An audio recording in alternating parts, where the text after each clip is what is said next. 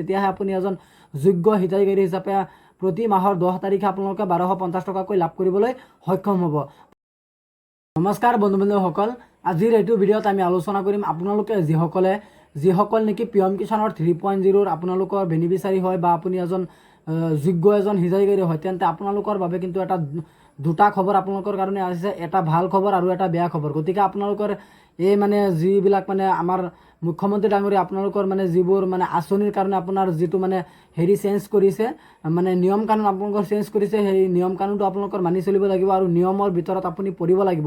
যদি আপুনি এজন যোগ্য হিতাধিকাৰী হ'ব বিচাৰে তেন্তে কিন্তু সেই নিয়ম কানুনৰ ভিতৰত আপুনি পঢ়িব লাগিব আৰু সেই কামখিনি আপোনালোকৰ কৰিব লাগিব। তেতিয়াহে আপুনি এজন যোগ্য হিতাধিকাৰী হিচাপে প্ৰতি মাহৰ 10 তাৰিখে আপোনালোকে 1250 টকাকৈ লাভ কৰিবলৈ সক্ষম হ'ব। প্ৰথমতে যিটো খবৰ হৈছে সেইটো হৈছে আপোনালোকৰ আগষ্ট মাহৰ 10 তাৰিখে কোনো অৰুণোদয় হিতাধিকাৰীয়ে কিন্তু আপোনালোকে 1250 টকাটো আপোনালোকে লাভ কৰিব নোৱাৰিব। এইটো মাহত ধৰি লওক আপোনালোকৰ ছেপ্টেম্বৰ মাহৰ 17 পৰা 2025 চনৰ ছেপ্টেম্বৰ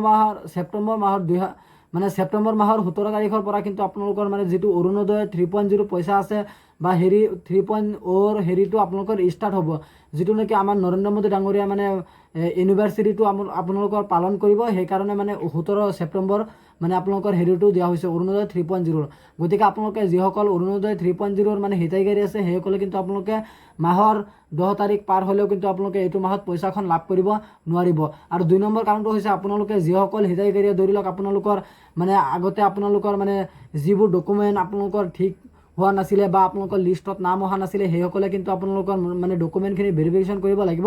আপোনালোকে ডকুমেণ্টখিনি ভেৰিফিকেশ্যন কৰাৰ কাৰণে কিন্তু আপোনালোকে পঞ্চায়তত মানে আপোনালোকৰ যিবোৰ মানে ফৰ্ম বা ডকুমেণ্ট আপোনালোকে কিবা কিবি মানে জমা দিছে, আপোনালোকে যদি জমা দিছে তেনেহ'লে আপোনালোকৰ লিষ্টত নাম আহিছেনে নাই আপোনালোকে গৈ পঞ্চায়তত খবৰ লওক বা আপোনালোকৰ ডিষ্ট্ৰিক্ট অফিচত গৈ আপোনালোকে খবৰ লওক আপোনাৰ নামটো আহিছেনে নাই। যদি আহিছে তেনেহ'লে ভাল, আপুনি যোগ্য হিতাধিকাৰী হ'ব পাৰিব। আৰু ধৰি লওক আপোনালোকৰ মানে চৰকাৰে মানে কিয় মানে এইটো মাহত আপোনালোকৰ পইচাখন নিদিয়ে, আপোনালোকে চাগে সকলোৱে এইটোৱে ভাবিব, এটাই কাৰণ চৰকাৰৰ মানে যিটো আপোনালোকৰ অযোগ্য হিতাধিকাৰীসকলে কিন্তু এই 1250 টকাকৈ মাহে মাহে লাভ কৰি আছে। আৰু ধৰি লওক চাকৰি থকা লোকসকলে লাভ কৰিব নোৱাৰিব, ঘৰত 4 চকা হ'লে আপোনালোকে লাভ কৰিব নোৱাৰিব, যদি আপোনালোকৰ মাটি আছে তথাপিও কিন্তু আপোনালোকে লাভ কৰিব নোৱাৰিব, বা আপোনালোকৰ পৰিয়ালত কাৰোবাৰ চাকৰি হৈছে আপুনি লাভ কৰিব নোৱাৰিব, যদি কিবা বিজনেছ কৰি আছে ডাঙৰ আপোনালোকে লাভ কৰিব নোৱাৰিব।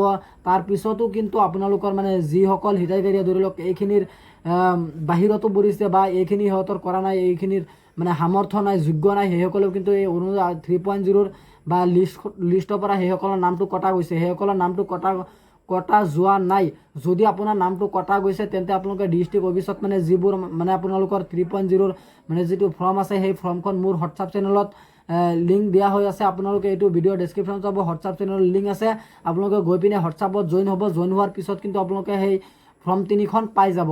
পাই যোৱাৰ পিছত কিন্তু আপোনালোকৰ ফৰ্মখন মানে ফিল আপ কৰিব। ফিল আপ কৰাৰ পিছত কিন্তু আপোনালোকৰ ডিষ্ট্ৰিক্ট অফিচত জমা দিয়াৰ লগে লগে কিন্তু আপোনালোকৰ মানে যিটো আপোনালোকৰ লিষ্ট আছে সেই লিষ্টত কিন্তু আপোনালোকৰ সেইটো মাহতে কিন্তু আপোনালোকৰ নামটো আহি যাব।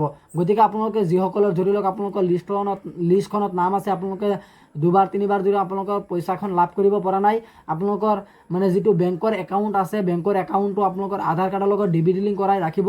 কাৰণ চৰকাৰে যিকোনো এখন আঁচনিৰ পইচা দিয়ে তেতিয়া কিন্তু আপোনালোকৰ বেংকৰ একাউণ্টত আধাৰ কাৰ্ডৰ মাধ্যমতে আপোনালোকৰ ডিবিটি লিংকৰ মাধ্যমেৰে কিন্তু আপোনালোকৰ বেংকৰ একাউণ্টত পইচাটো ট্ৰান্সফাৰ কৰা হয় মান্থলি। গতিকে আপোনালোকৰ বেংকৰ একাউণ্টটো আধাৰ কাৰ্ডৰ লগত ডিবিটি লিংক কৰাই ৰাখিব। আৰু তাৰপিছত কিন্তু আপোনালোকৰ মানে যিবোৰ কৰিবলগীয়া নথিপত্ৰসমূহ আপোনালোকৰ ডিষ্ট্ৰিক্ট অফিচত জমা দিব লাগে। যদি আপোনাৰ নামটো নাহে তেন্তে কিন্তু আপোনালোকে জমা দিব পাৰিব। আৰু আপোনালোকে আগষ্ট মাহত কিন্তু আপোনালোকে পইচাখন লাভ কৰিব নোৱাৰিব। অৰুণোদয় 3.0 মানে যিটো হেৰি আছে আপোনালোকৰ ষ্টাৰ্ট হ'ব নৰেন্দ্ৰ মোদী ডাঙৰীয়া এনিভাৰ্চাৰীৰ দিনা 17 ছেপ্টেম্বৰ। গতিকে আজি ইমানখিনি আছিলে আপোনালোকক দিবলগীয়া ইনফৰমেশ্যন। আশা কৰিছোঁ ভিডিঅ'টো চাই ভাল পালে। যদি ভিডিঅ'টো চাই ভাল পালে তেন্তে ভিডিঅ'টোত এটা লাইক কৰি দিব। আৰু আপুনি যদি আমাৰ চেনেলত নতুন আছে প্লিজ আমাৰ চেনেলটো ছাবস্ক্ৰাইব কৰিবলৈ নাপাহৰিব। ধন্যবাদ থাকিল সকলোলৈ। জয় আই অসম।